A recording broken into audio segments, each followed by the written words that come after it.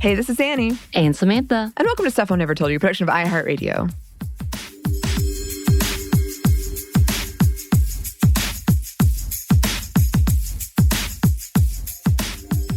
And today we are so happy to be joined by the amazing, much missed, fabulous Bridget Todd. Thank you for joining us, Bridget. Oh, thank you for having me. It's been too long. Also, I always say this, y'all give me your intros always give me like warm fuzzies inside. Always such a pleasant intro. I do think about it. I'm like, how can I like give Bridget enough weight so people understand how amazing she is? The gravitas. Yes. They don't understand the pre-conversations we have that is literally just catching up with you. Like, no, really, we miss you. Where have you been? Oh, the feeling is so mutual. We're like the neediest, like, Bridget. Yeah, it gets a little stalkerish. It's fine. It's fine. No, it's fine. It's all good. It's all good. I did want to ask, because it has been a minute, how have you been? And also, how was your weirdo Christmas?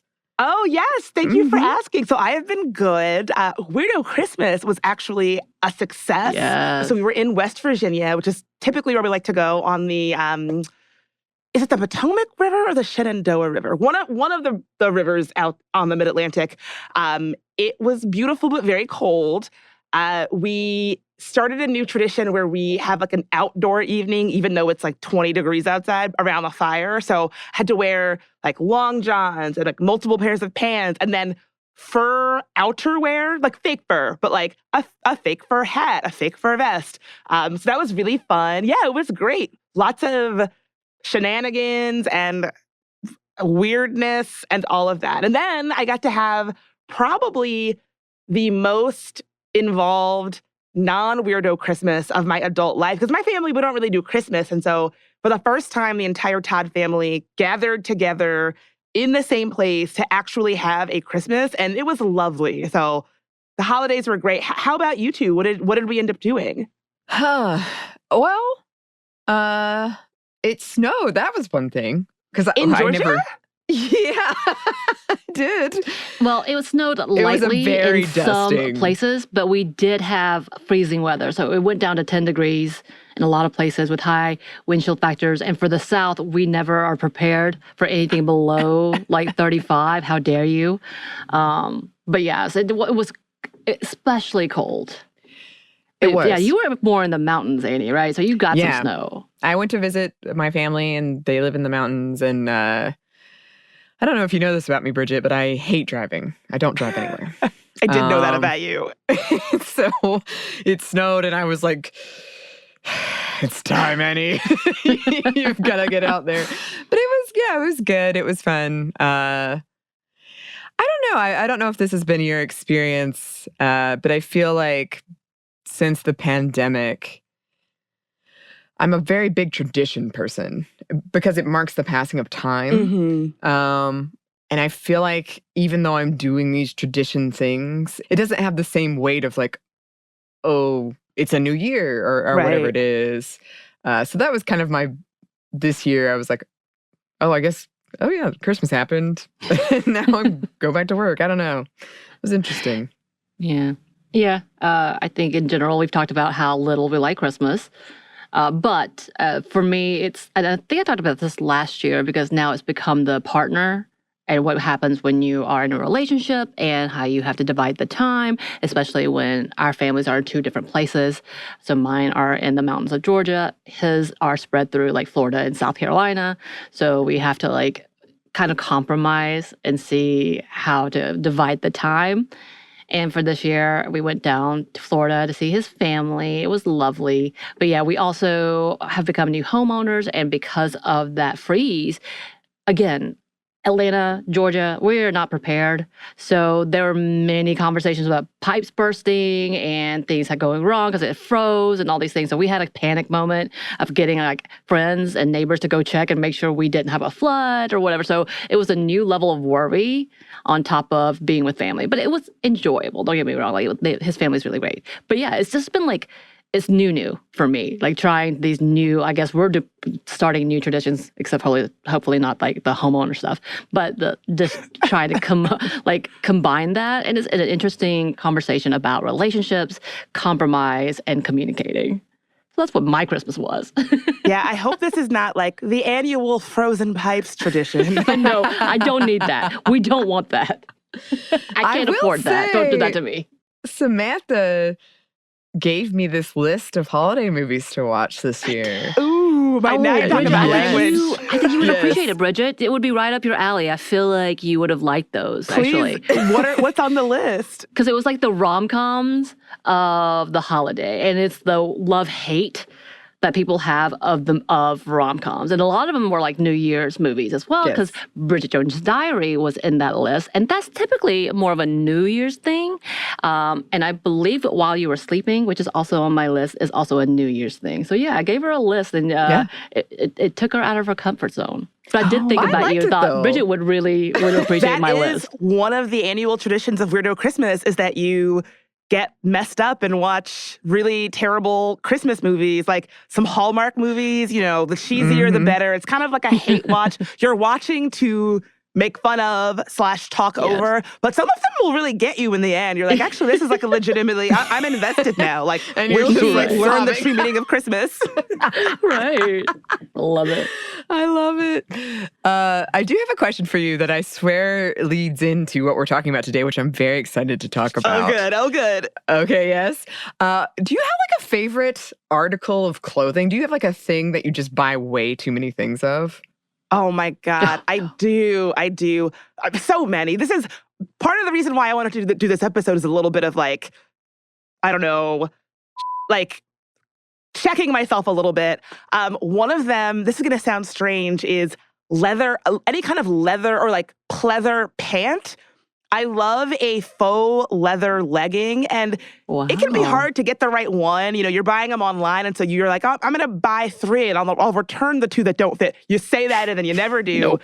So one is definitely any kind of leather pant, leather short, leather legging. I'm always looking for the perfect pair. I have so many. It's shameful and embarrassing. Another is running shoes. Ever since I broke my ankle, I think 2 years ago now, and before breaking my ankle, I could like run 4 miles in a pair of ballet flats and not give it a thought. Now, if I tie my shoes wrong, it is a problem. And so, you know, good supportive running shoes, for whatever reason, I've really like gotten into that. How about you all? Like, what is your thing where you have way too many of them? It's like your thing.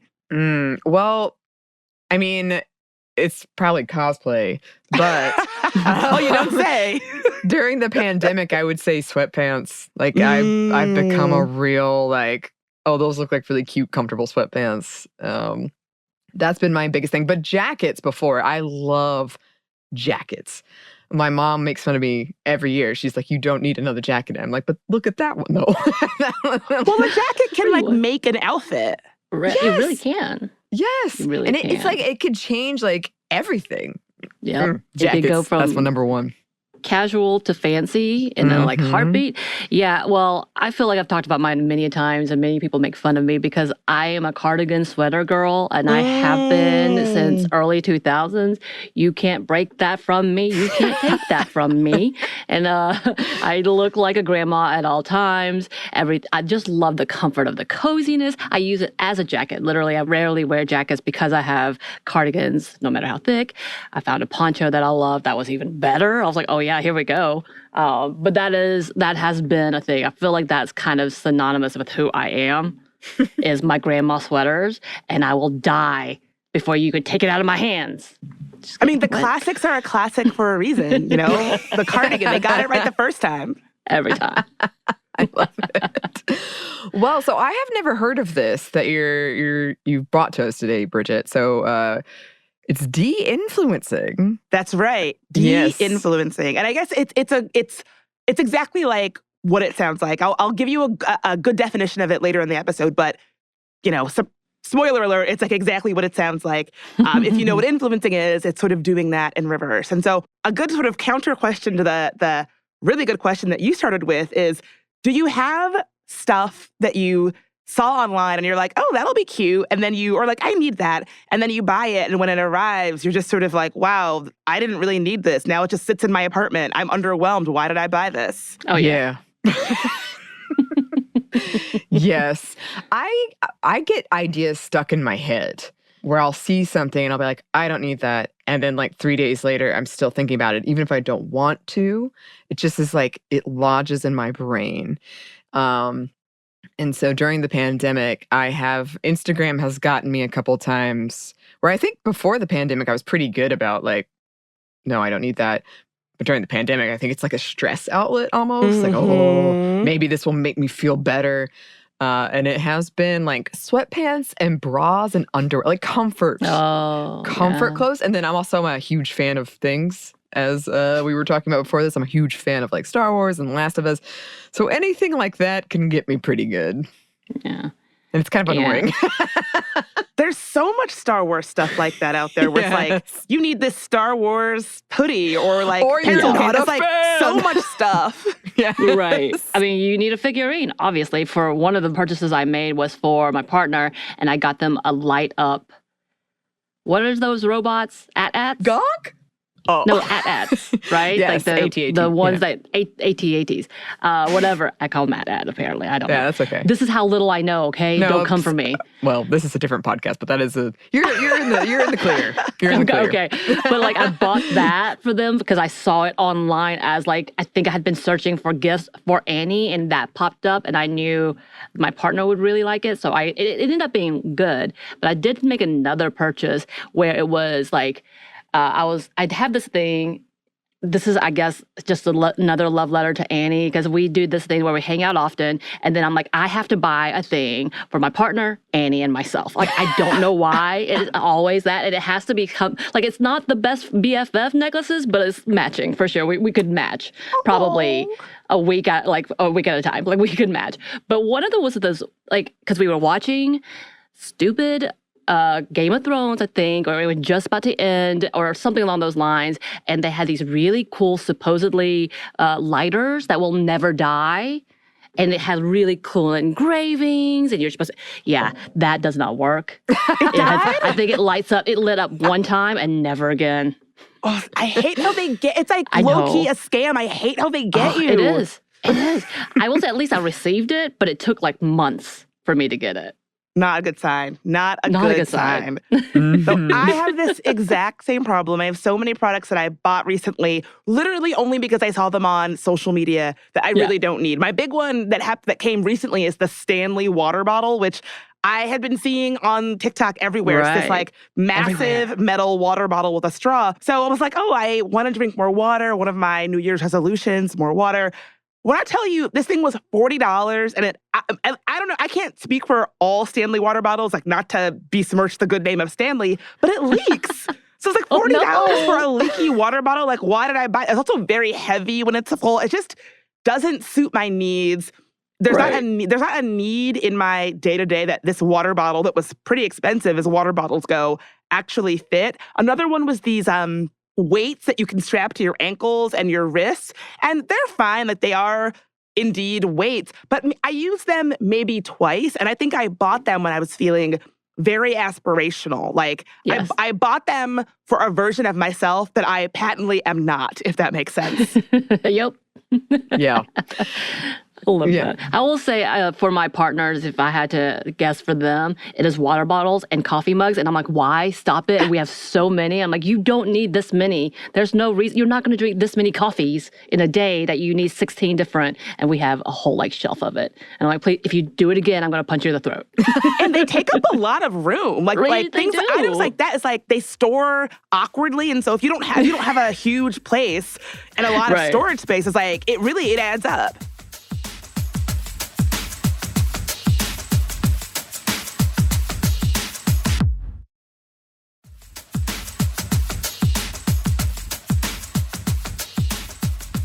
And so kind of like, Anney, what you were saying earlier about the pandemic, I have a theory that especially during times that are like turbulent or uncertain, the pandemic would definitely fit into this.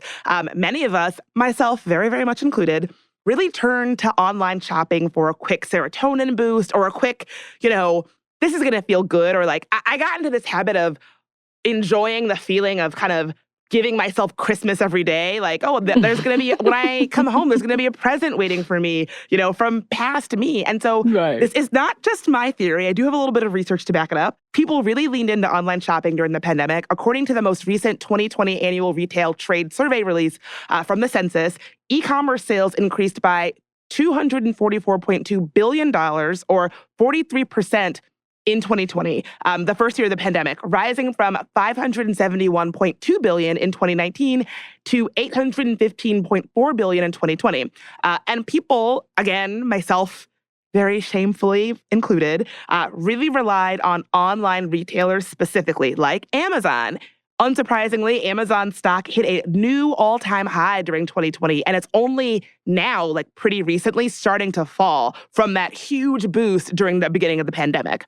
And a quick disclaimer here that, like, I just feel the need to say that obviously, we're going to be talking about our online shopping habits, but there are a whole bunch of folks who rely on online shopping for very legitimate, real reasons.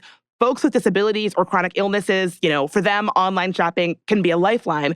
Being a swamped parent or a caregiver who can't always, pop out to the store for one thing, it's also a reason why somebody might really, really lean on online shopping. I don't want to make it seem like anybody who is pressing buy online is just leaning into bad habits that they should question. So I'm not talking about those folks. I'm really talking about the quick purchase of things that you really don't need, or maybe even really don't want, because an algorithm on social media told you to do so. And I want to talk about why the tide is maybe sort of turning on this a little bit. Ooh. Okay. Yeah. I mean, it has been. I have a friend who loves Target. Not a sponsor, but she loves like the Target app. And like she will text me as if like, yeah, Christmas has come early. The Target app has updated. And I feel like this wasn't a thing during the pandemic. And we've talked about it because it is clearly like a emotional, it's something she does when she's stressed. And then like, I feel that during the pandemic, I have seen that a lot more where people are like, I need something that will make me feel better for a little bit. This is a great point that you brought out, because I hate it when people are like, judging folks for, I don't know, getting groceries delivered or whatever. And there's a lot of impact of that. But for some people, that's not like laziness. Right. Mm-hmm. I mean, we definitely relied on it during the pandemic as something that when we didn't want to go out, we didn't want to spread things, we were very concerned, people who were immune compromised. And it was a resource that was necessary that really did help try to maintain the spread. And that was the first time you really understood why this could be beneficial. But yeah, that definitely can be abused. And I know this is a whole different thing. And there's that whole conversation of like people with disabilities have to rely on things like this. And it's a service that should have been happening previously. Absolutely. We absolutely should not be like judging or shaming people for whom they really rely on this for a lifeline. And I think that's one of the reasons why it's so important that the people who are, doing the grocery delivery, who are the, workers and the staff, they should be treated well, they should be compensated well, they should have protections, and people with disabilities should not have to rely on private, some pretty exploitative grocery delivery apps. Everybody deserves better, and we shouldn't be judging anybody who is just trying to live their life.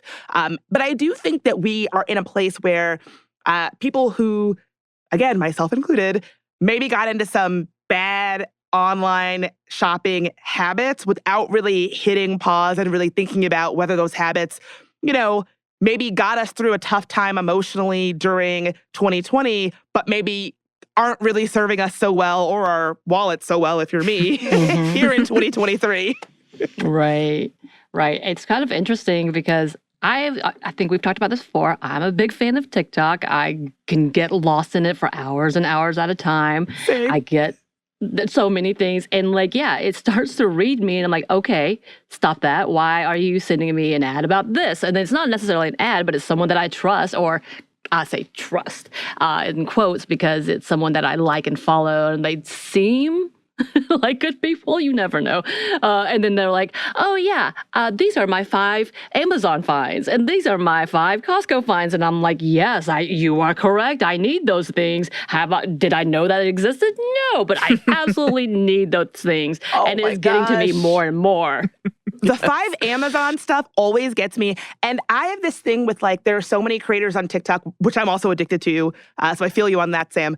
But like TikTokers who are all about, like, oh, here's what my really organized desk or workspace looks like. Like I clearly have some kind of emotional hang up around the way that work gets done in my life. And so I subsequently follow a lot of creators for whom that's their niche. And so they're like, here's what my Notion looks like. Here's what my dot journaling looks like. Here's what my laptop or workstation looks like. And that I clearly have some kind of a like hang up about that internally. And so I watch a lot of that. And so whenever they're like go to my Amazon storefront, my 5, the 5 things that really help me stay productive, I know that I'm kind of vulnerable and primed to just click buy without even thinking about it because it speaks to some sort of internal like issue I have where I'm like, I must think that, the way that work gets done in my life is not up to par with the way that work gets done in the lives of other creative people or something. And so it's really, I think part of it really is like knowing your triggers and knowing the vulnerabilities that you have that we're so likely to try to fill by hitting buy now or by buying a thing that we really ultimately might not even need.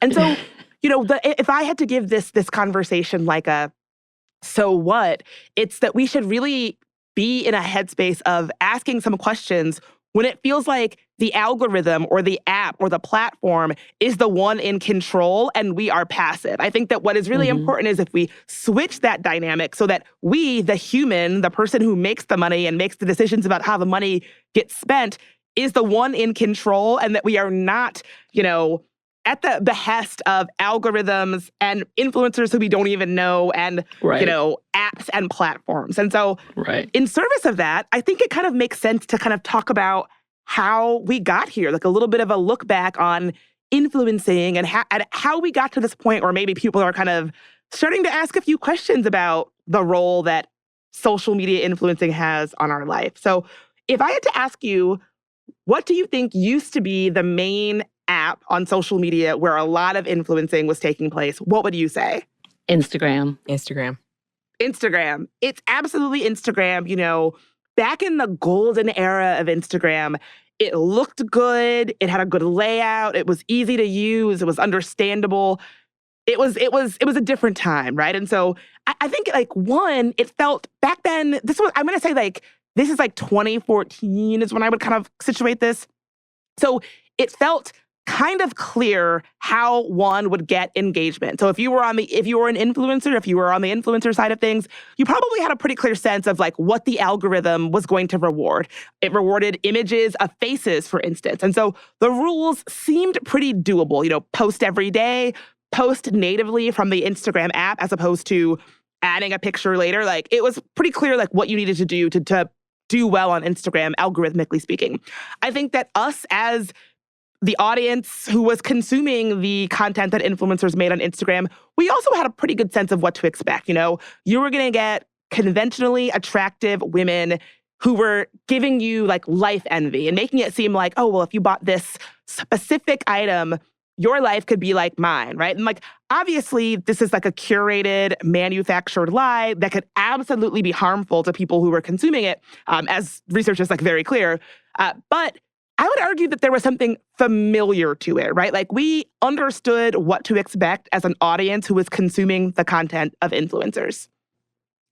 But now, here in 2023, there are 2 big things that are happening that I believe have really shifted this golden Instagram age, and thus shifted how folks are maybe feeling about influencers. The first is that the social media landscape is really, really changing and really seeing some seismic shifts. We've seen this play out in a couple ways. One, people just are not using Instagram like they were in the golden era of 2014. A new report in The Atlantic that came out last month called Everyone is Over Instagram said that Instagram is slowly and steadily losing its relevance, specifically with young users. And that's the user base that any social media platform really needs to court. Like young people. You want young people to really be using your platform for it to feel like really relevant. Right. And it's funny because I am not on TikTok, but I've noticed that Instagram is just like videos now. It's like TikTok, which is a different thing. It's a different thing. But it is interesting to me. I'm fascinated by kind of these like shifts. Why do people why are people into TikTok over like Instagram? Why is that happening? But yeah, I mean, why is it that Instagram has lost favor? Why is it fading? That's a great question. I would say one is just that like when the rules become less transparent or just less doable, I think people find it less kind of worth it to post there, right? And so I think that if the rules felt clear in 2014, today it seems like every month Instagram announces a new thing they're going to be prioritizing. It used to be static images, then it's going to be video. You know, it used to be like if you posted once a day, that was enough. Then Instagram put out guidance for creators that was like, oh, you need to be making 4 reels a day. That's a lot of content. It's just not possible. And so if Instagram decides we're going to algorithmically reward people who follow this like difficult to follow and also difficult to understand and constantly changing set of guidelines, and if you don't follow those, we're not going to show your post to anybody, even your friends, even the people who want to see your posts. It just eventually starts to feel like, well, what's the point, right? Like, that's one of the reasons why personally, like, I've used Instagram less is because whatever the guidance is they give to creators to try to get more engagement on the platform, it's just too much, right? Like I work, it's like Instagram is not my job. For some people, it is their job. And so I can understand, you know, playing the game a little bit more, but it's just not what I do. I have to do other things in my life. And so if then I'm going to be kind of, I use this word very lightly, but like punished algorithmically by having my content not shown to people, even people who I know, even people who are my friends who I know want to see that content, what is the point? Like why jump through those hoops if that's how you're gonna be treated on a platform, you know? Right. You know, and I was thinking as with Instagram, when we were talking about, yes, there's all these reels and younger people are getting frustrated, they also changed the algorithm. I know there was like a whole year-long campaign of people just asking, can you see this post? And even for our post at Stuff Mom Never Told You, we are verified. We have over 30,000 followers. We rarely get more than 4 or 5 likes because we don't post but every other day. And like when you look up, how do you get, you know, followers or views? It's literally, like you said, the post 4 things, but now it's adding post this, put it on the reel, put it on the like the videos, and you have to do all 3 of those things. So you're literally taking 4 posts times 3 to put it on the same site. And it doesn't sound like it's worth it anymore. And then the suppression alone with the algorithm, why? Just why? Exactly. And you have to basically be a one-person like studio, right? Because like you have to make the post, turn it into a reel, comment on. It's like you have a job, dude. Like you're a podcaster. It's like your job is not doing Instagram. And I've actually worked with like social media managers, like professional social media managers, to help grow my account. And this was a few years ago, so I can't speak to whether or not this is good advice now. So don't try this thinking this is how you grow Instagram now, because I really don't know. But something that she did is like, oh yeah, I just spend a good amount of time commenting on content of accounts that are similar to you in what they post. And so, you know, she would spend like 2 hours a day just being like, great post, yeah, love this. And like, who has time for that, right? Like I was doing a little experiment to see if it would help, and it actually did help grow my account. But like, am I going to sit there and do that? Absolutely not, right? Like, and so I can see why people are just like, yeah, not going to do that, don't need that. And I think, Anney, I think that you mentioned that when you go to Instagram now, what you kind of see is a lot of reels that are really TikToks that you saw on TikTok, if you have that platform, you know, a week ago. And so it kind of, I think separately, I think that Instagram is really confused about what role they are trying to play in our lives and in our social media diets. I don't think that they know. I think that like one day it'll be images, one day it'll be reels. That's like not clear. And it's so funny because someone else who is really pressed about this are the Kardashians. Folks might recall that over the summer, Kylie Jenner and Kim Kardashian both posted an image saying, make Instagram again. Stop trying to be TikTok. I just want to see cute photos of my friends. And this is really kind of not surprising to me because the Kardashians are so good at being Instagram friendly, or the friendly for the version of Instagram that Instagram used to be, right? Like they're all beautiful. They all take beautiful pictures. They're all really good at looking kind of Instagram perfect and polished. TikTok takes it in a completely different skill set. You kind of have to be funny or engaging, or you have to have something that's going to make, like, just looking good on TikTok is not enough. Like, you have to bring something else. And no shade to the Kardashians. That is not my skill set either. So I'm not trying to like put them down or anything. And so what's interesting is that after the Kardashians said like, oh, go back to cute pictures of my friends, the head of Instagram responded over the summer saying that Instagram, they just needed to focus on video and reels to survive and grow as a platform. But then just last week, he posted that, that was the wrong move. He did a complete about-face, and he said that Instagram, quote, over-focused on video last year. And so now the platform is going back to balancing the amount of photos and videos shown to users. In one example that he gave, he said that Instagram will consider how often a person likes and comments on photos versus videos to determine which content will appear first in their feeds. And so this really tells me that, like, they don't know what they're doing. They're not sure of their strategy. It's not clear to them what they're trying to be. And I think it's no wonder why people are like, yeah, I'll let y'all figure it out. And while y'all figure it out, I'm going to be on TikTok or just be getting rid of social media altogether.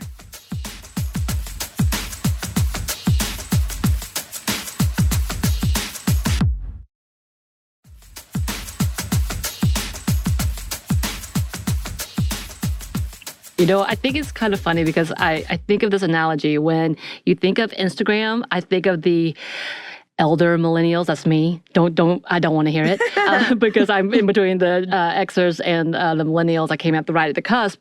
But like elder millennials trying to be cool and hip and talk to those Gen Zers who would be the TikTok kids. And I feel like that's what's happening. What we see is like Instagram trying to be really cool and really relevant and just kind of missing the mark because we are no longer at that point in life. And I find it funny because that's all I can think of, TikTok versus Instagram, trying to become TikTok. And TikTok's like, I don't care about you. Yeah, it's so funny. Nothing is like more, I love this content because I think that like Gen Z, younger folks, I love it when they come for us elder millennials. Sometimes they'll be like things that millennials really need to stop doing on Instagram. And I'm always like, yes, drag me. Like no more boomerangs. You're going to fix us. Thank you. And the other part of that, and again, I think this has a lot to do with the generational changes. And again, I love it, is that, yeah, Instagram really gave birth to, like, as we said, influencers and selling us things and selling us ideas and selling us things that we will never be and but we try to still attain, which is the Kardashians. They were a really big force in that. But with TikTok, it seems like the younger generations that was really into it was like, we're tired of celebrities. We want a chance to see regular people who have a lot of good ideas and content. And the TikTok is for the people, because I know there's been a lot of pushback as celebrities are now jumping on TikTok, but people are like, stop it, this is not for you. Oh my God, I could talk about this for hours. This is something I find so fascinating. So I think because TikTok is a younger platform, they just have a completely different relationship with digital life than millennials have. And so I absolutely agree with you that, especially for younger folks who are spending time on TikTok, and TikTok is the fastest growing social media app out there right now, I think the audience is very different from the curated Instagram audience in that they do want more real stuff. Like, they want authenticity, not that like fake, like, oh, my house is so messy authenticity, like really authenticity. And they are vocal, like they will call you out. There was a whole thing with, I think it was Bethany Frankel going on TikTok, and her transition to TikTok wasn't very smooth. And I think part of it is because like celebrities maybe are used to being able to say certain things and get everybody fawning all over them on Instagram or on other social media platforms, and they're not finding that reception on TikTok. Like, TikTok is the app for like regular people to talk. It's not for celebrities to like hawk their perfect lives. And there's actually a influencer right now, like a big influencer, Michaela Nogeria, I apologize if I'm saying her last name wrong, but is in very hot water for trying to do a mascara brand, like sponsored content, while allegedly wearing false lashes. And so obviously you can't be like, this mascara is so great. Look at the way it transform my lashes, where it's like, I think those are fake lashes. So people are calling this person out because that just doesn't fly there, right? And so I think that, like, you're exactly right, Sam, that the audience that is big on TikTok is a lot more vocal, a lot more savvy, and they will call you out if they feel like they're being pushed something that's just like a fantasy that's not real. Maybe on Instagram you might get away with that, but not on TikTok. Well, I will say the thing about TikTok is there are TikTok sleuths, that is their intent. Entire content is like to call out the falsehood of other content. It is the rabbit holes I have gone down where I'm like, I don't even know this person. I have never even seen them on TikTok, but apparently they're faking having a scar to get clout. Yes. I need to reach 1,000 comments and spend 6 hours of my time on this, despite only having one life to live on this green earth. You know? And I know what you're talking about, and I hate that I know what you're talking about, because I did the damn same thing. I'm like, what does this have to do with it? Like, it has nothing to do with me. This isn't even somebody who I follow or am invested in, but like, you're like, the evidence that people compile is like, I'm fascinated. If anything ever happens to me, I guess I shouldn't say that, but like the way that like TikTok sleuths are able to like investigate the nitty gritty of that really doesn't matter. My hats are off to them.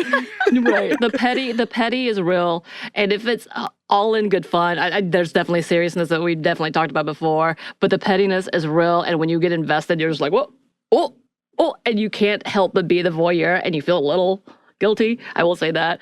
But you can't put one over on them. And it continues to baffle me because as you're talking about, TikTok is one of the younger ones. The way that it has grown exponentially, I'm like, is it going to be able to keep up with that demand? Yeah, that's such a great question. I actually, this is a fuego take. So, whatever. Ooh. This is my opinion. I think that we are going to see government legislation of TikTok in 2023. Mm-hmm. This is like my big tech prediction. I think that it's growing so much. I think there are national security questions. I guess I'll just put it that way. I think that, there is like rare bipartisan support for doing something about TikTok. It's already been banned on, I think, federal government devices can't have TikTok on them. A handful of states have banned having TikTok on state-run devices, and that number is growing. Universities are the same. That number is growing of universities that have banned TikTok from state-owned devices. I think that we are seeing enough traction in government in a bipartisan way, and also civil society and institutions, that I do think that, like, something is going to happen or be done to combat TikTok's growth. Because their growth has just been like, if folks want to look it up, like, it is wild how many users it is gaining. It's just like exploding. One of the things that I think about TikTok becoming kind of the new place where people are spending their time online on social media, why that might be fueling a kind of backlash against influencing, is that it just moves a lot faster than Instagram, which fuels what they call micro trends. And so if a trend is something that is in style for a little bit of time, a micro trend is something that becomes in style or in vogue very quickly and then burns out just as quickly. Something can be iconic and very popular one month, and by the end of the month, people are talking about it being out of style. Like, a great example is like this clothing brand that I really doubled down on and like went for hard, House of Sunny. They make this like very bright colored clothing that really pops on social media. And I was like, oh my God. And I bought like a sweater and a dress and this and that. Maybe a month later, people were like, oh, it already looks so dated. And so if you think about what is sort of in style, how quickly it becomes sort of passé, I think that TikTok becoming a place where people spend more of their digital time online is one of the reasons why trends are kind of flaming out so quickly. And so if you're an influencer, that's just a lot. Having to like, it is exhausting to be even just in the audience to be told, you need to buy a new thing over and over and over again. And in January, it's this water bottle. In February, that water bottle's out. Now it's this water bottle. It's no wonder that people can't really keep up with that because it's too fast. That's so funny. I feel like I'm the like millennial person that comes in like, oh, I finally got this thing. And they're like, that's 3 years ago. What are you doing? It does feel like it moves very, very quickly. And actually, an interesting implication of this kind of thing is like, because I also do a food podcast, is the thing like the feta pasta, like feta cheese, like you couldn't find it anywhere. And it was because of TikTok. And then a month later, everyone was like, what are you talking about? But for that 1 month, nobody could find feta cheese. Yeah, I see it with food. It's so interesting when it happens with food because it does correlate with when you go to the grocery store, it's just like not there.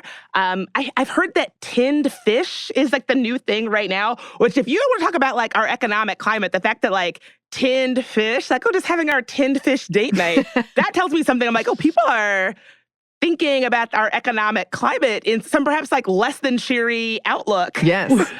Which brings us to what we've been talking about is another piece of this is like what I was saying with myself and my friends is this anxiety of this, like, maybe if I buy this thing, I'll feel better. Like maybe this will make things better. And that's not unique. Right? Absolutely. And so the second thing that we're seeing that's really, I think, shaping all this is this kind of feeling of like economic unease and uncertainty that is impacting the way that people are responding to influencing. I think that a lot of folks are concerned about an economic downturn. We're seeing like layoffs in a lot of sectors like tech and media.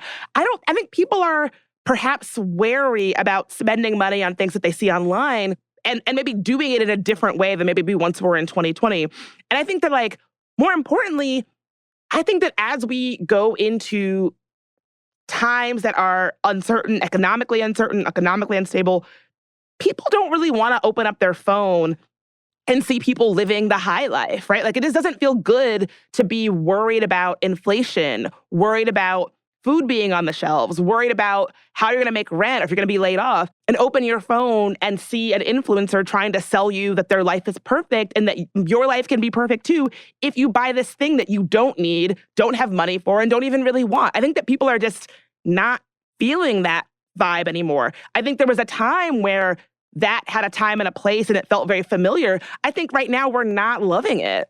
Yeah. Yeah, it just feels kind of like out of touch. And you brought up the Kardashians earlier, and they're big. Like they've even been in the news recently for like lawsuits, but they were really big about this of like selling you a thing. And it just felt like they weren't kind of reading the room, I guess. Like totally. I remember they, and I talked about this in an episode of There Are No Girls on the Internet, my own podcast, around the holidays. I remember, I think it was last year or the year before, they posted their Easter spread, and it was like the most opulent thing, like even for Kardashian standards, the most opulent thing you've ever seen. It was like life-size teddy bears, full-size, like 5 full-size gumball machines with like pink gum in them, 4 bicycles. It was like the most elaborate and lavish, opulent spread, even by Kardashian standards that I have seen. And the response was not like, wow, how cool for them. The response was overconsume much. Like, and I think that that really shows us that we are in a place where when they posted that, they probably thought everyone was going to love it. But in reality, most people were like, this is a little opulent, seems a little tacky, seems a little out of touch for one holiday. Like, at what point do we start asking questions about the value of overconsumption and whether or not that's a value that is like inherently good or healthy or like serving us in our lives? Right. And I mean, Instagram, that's kind of the thing, is like you're presenting this really curated version of your life. And then kind of, at least in my case, and I think there's been some studies about this, but like feeling bad because you'd see other people's pictures and you're like, oh, their life is way better than mine. But also, and I could be wrong about this, but I feel like a lot of the influencers I saw on Instagram were women. Like a lot of the people who were like, hey, you need to buy this thing. And maybe that's just the algorithm for me, but it was women. It is not just you. I think this is inherently gendered.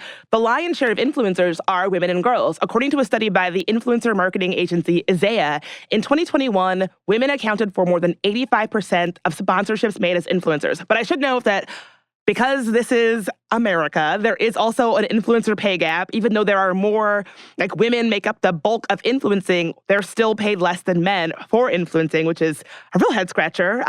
But yeah, I think it's women and girls who are being sold all of this. And we're not just being sold products, we are being sold products as a proxy for like getting your life together or like succeeding at being a woman or I think that we're being sold on the idea that you can consume your way into the kind of life that you want. And I think that capitalism and consumption as a means of perpetuating gender roles has always been a thing. And I think right now in 2023, I think a lot of women are just exhausted. We have been burdened with so much. We have had our rights just like, it's not a very rosy time to be a woman in 2023, I guess is what I'm saying. I feel like if I go into it, I'll hear all day. But, I think that a lot of women are just like, on top of everything else that we have to shoulder, I don't have the emotional bandwidth to buy into this idea that tells me that I have to buy this product on Instagram to be a more complete woman. I think more women are calling BS on this idea, especially younger women. Right. I will say, so immediately after the new year, the first thing, one of the first, and I think she went super viral, is this girl laying down in bed in TikTok and saying, you don't need this. Here are the 5 products you don't need. And then goes down a list of all the trends and said, this is not, you're not going to use this. You're not going to ever see it again. Don't buy it. You're only going to, that was the first video I saw. I was like, oh, what is this? And the next one was the girl who's like, hey, I have bought every single expensive hair product. These are bullshit. And here are the products you should go to CVS. This is much better. Don't buy those expensive things. And I was like, what is happening? Yeah, so that is a great example of de-influencing, which is all over TikTok right now. So what is de-influencing? Well, basically, again, it's exactly what it sounds like. Rather than trying to convince you to buy something, it's telling you, you don't actually need to buy this. So creators will be telling you, like, you don't need another water bottle. If you're me, you don't need another notebook that you are not going to use when you already have like 20 on your shelf. Or telling you how different TikTok or social media famous products are actually not worth the money, not worth it. According to the newsletter Glossy, the hashtag de-influencing has 21.4 million views and has increased in popularity even in just the past week. They spoke to a creator who goes by L. Gray, or Basic, of course, who pointed to the impact of the economy on consumer spending and the ability, or lack thereof, to buy based on influencer recommendations as one of the reasons why de-influencing is becoming so popular. Elle says, in the last 12 months, we've seen an extreme slowdown in the global economy. As we enter into a recession, people are starting to feel the effects and are taking a closer look at their spending and consumption. Many people have gotten fed up with the constant barrage of micro trends and must-have items, especially as they take a closer look at their bank accounts. And so, I think that this creator is probably onto something that, we started this conversation today talking about the things that we, and again, myself, very guilty of this, over-consumed online in 2020. I think that de-influencing is a response to some of these over-consumption habits that a lot of us just sort of picked up during the pandemic in 2020 and just kept having in our life. And now we're like, wait a minute, is this actually a good idea? Is it actually good that I, will just click buy now and get something without really thinking about if I need it, if I want it? Is it something I actually truly need? Probably not.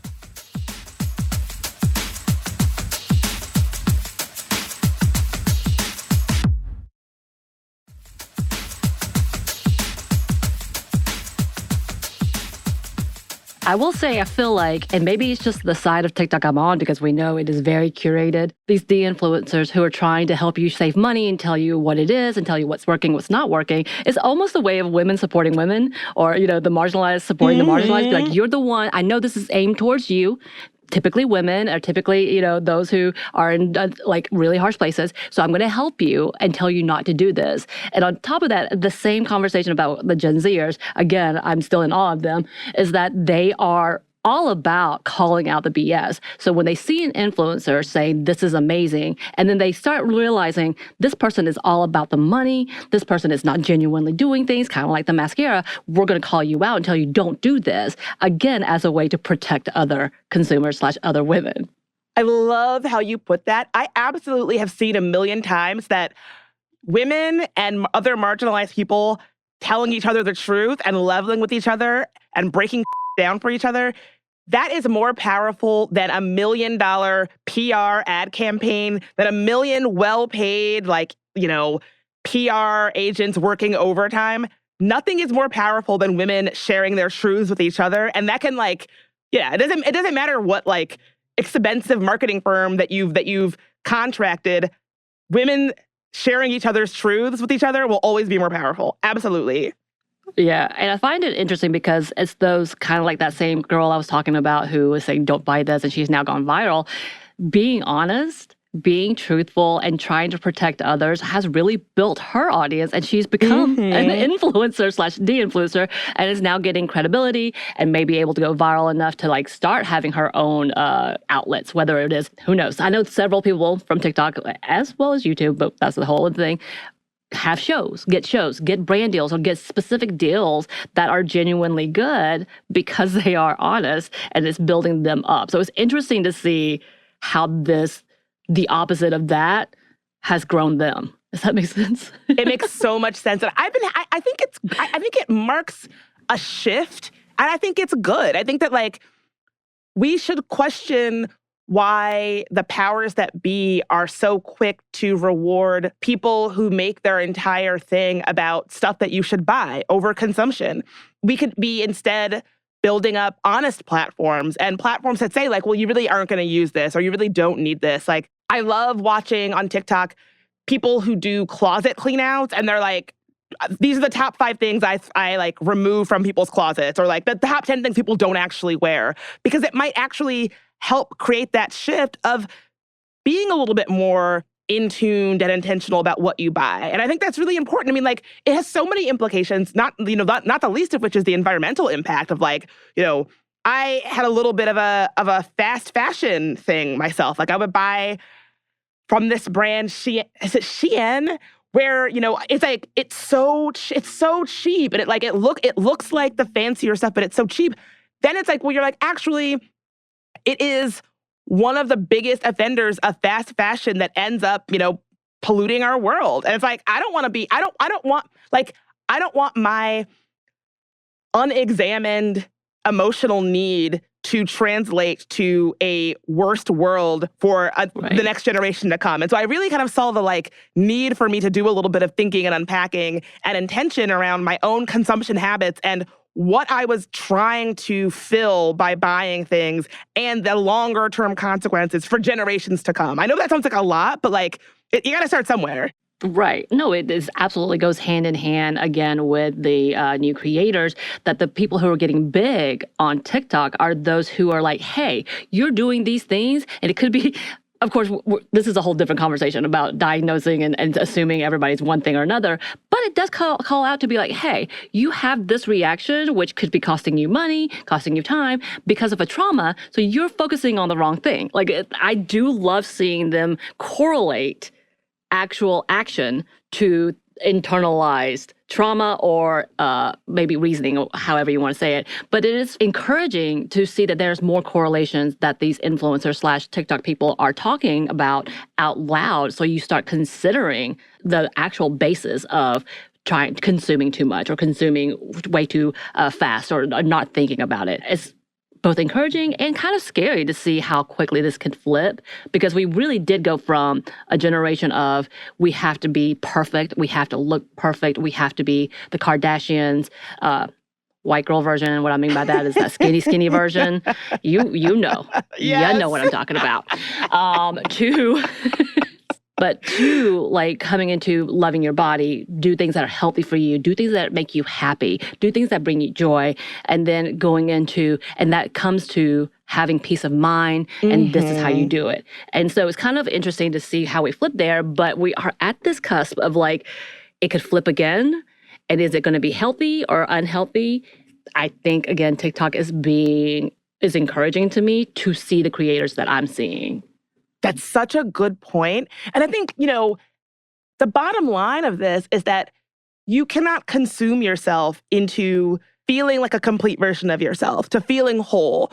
I talked earlier about how I get really kind of stuck on these like people who are full-time creatives or full-time creative professionals, and the way that work gets done in their lives and how it looks so good to me. It looks like they're very together, like they've got lists, they look very organized and very cozy and very peaceful. And that clearly that is speaking to some kind of perception that I have internally that I am not enough. There's nothing I can buy that is going to make me feel enough. I have to just get there through self-work, through growth, through introspection. I completely understand the need to like just hit buy now. And like, if I get everything that this woman has in her house, maybe I'll get it, but I won't. You can't consume your way into, I guess, feeling good about what you've got, feeling good about who you are, feeling good at like feeling it like yourself and feeling like that's enough. There's just not a product that's going to do that. It's going to take work. And so I think, it's definitely easier to just buy a thing. And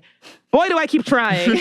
But I know. I just got some teas that went viral. We won't talk about that more. Oh, I don't want this to sound judgy because, like, who amongst us, right?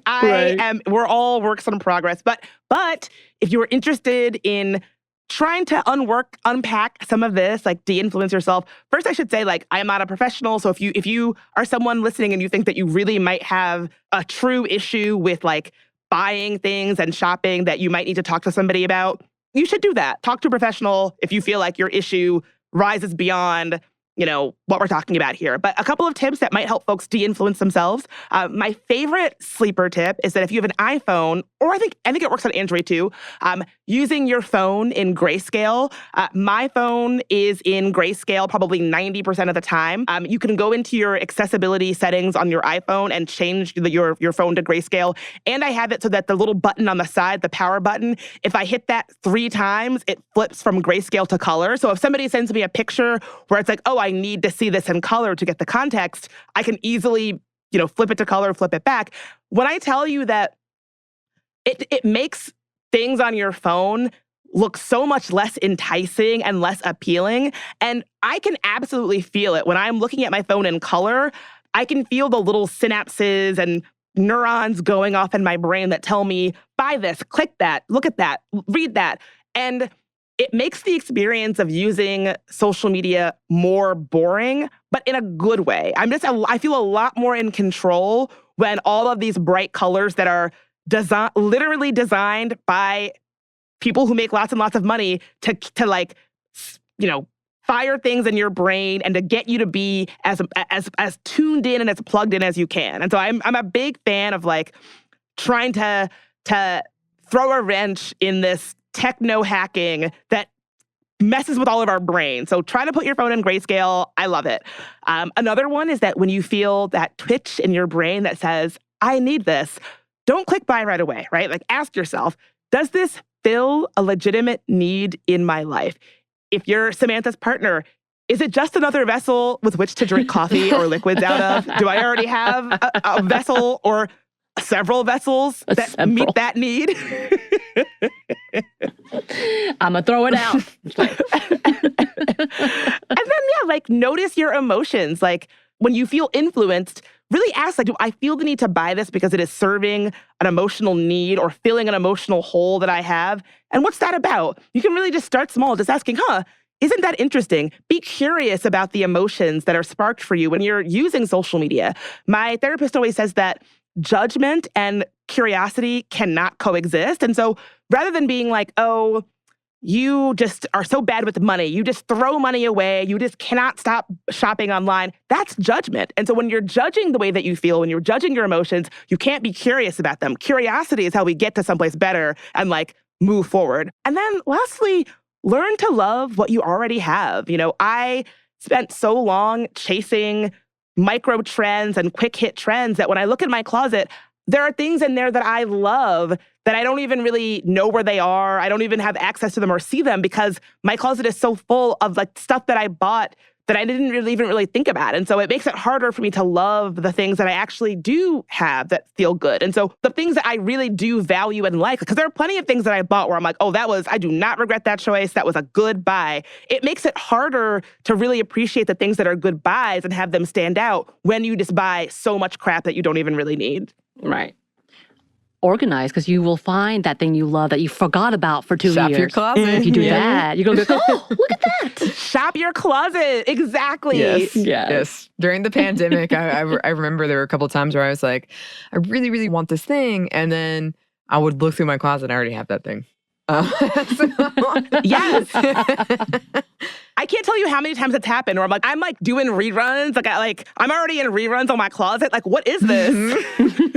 And then, like, if you're me anyway, I wear like the same t-shirt like for an entire week. So, yeah. Yeah. Buying new clothes just to wear your uniform every day. Like, what are we doing? Right. Yes. Well, thank you as always, Bridget, for bringing this topic to us. It was very informative for me because I'd not heard of this. This is amazing. I love it. I love it. I love it. Mm-hmm. Yes. Where can the good listeners find you? Well, you can always tune into my podcast on this very same network. There are no girls on the internet. You can follow me on Instagram at Bridget Marie in DC. I will not influence you. I can't promise that I will never, but you know how it is. Who knows? Like, we gotta eat. No, I'm just kidding. We or you can follow me on Twitter at Bridget Marie. I love it. Yes, go check those out if you haven't already, listeners. Thank you again, Bridget, for coming. We love having you. Can't wait to have you again. Yes. Yes. And listeners, if you would like to contact us, you can. Our email is stephanie@momstuff@iheartmedia.com. You can find us on Twitter at momstuffpodcast or on Instagram and TikTok. What? At Stuff Mom Never Told You. Thanks as always to our super producer, Christina. Thank you. And thanks to you for listening. Stuff Mom Never Told You is a production of iHeartRadio. For more podcasts from iHeartRadio, you can check out the iHeartRadio app, Apple Podcasts, wherever you listen to your favorite shows.